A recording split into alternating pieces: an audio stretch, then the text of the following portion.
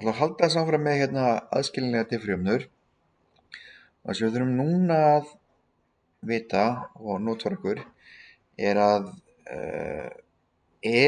og ln náttúrulegu logri, þetta eru svona hálfgerðar andstæður. Það getur oft cancela hvort annað út. Þannig að til dæmis ef ég er með í veldun ln af x, þá verður það bara x. Eins fyrir neðan, ef ég er með ln af exta, þá fæ ég líka bara x. Þannig sjáum við hvernig það getur cancela hvort annað út. Þannig að notfæra það í þessu dæmi. Ok, aðskiljanleg diffrumur. Skref nummer 1, það var að skrifa diffrað, skrifa þetta sem dy deilt með dx. Ok, mjög einfalt.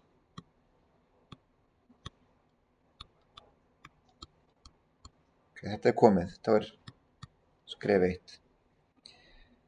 Skref 2, bara aðskilja breytunar.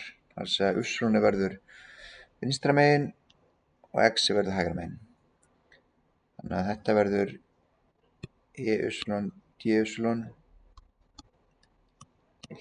deilt með x dx.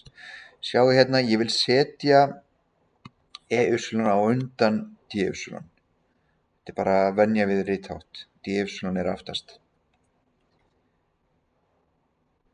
Ok, þá erum við búin að aðskilja þetta.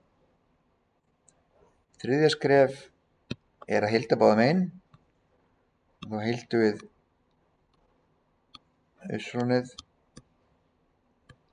heildum x-ið, það lítur svona út. Og ef við heildum í þá erum við að vinna með þetta heildi. Þá verður það bara í veldun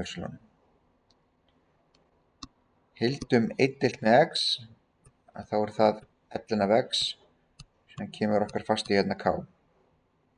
Ok, þetta er þriðja skrefið.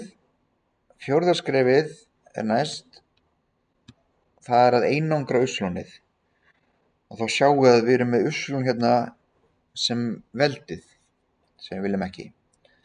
Þannig að sem við gera að ætlum að nýta okkur regluna að ln af veldun y er y.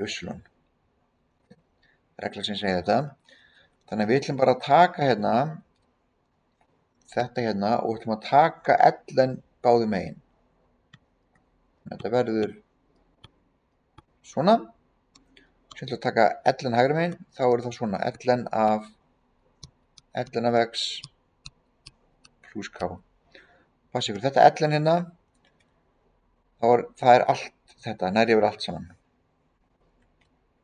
Ok, það sem gerist með þetta vinstra megin að ln og það cancelast út, eftir verður bara y.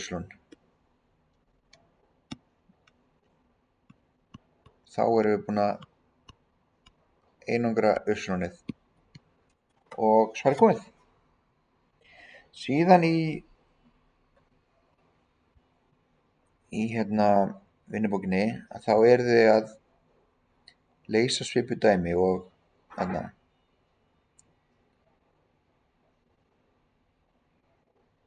er í dæmi. Það er ekki nema 5.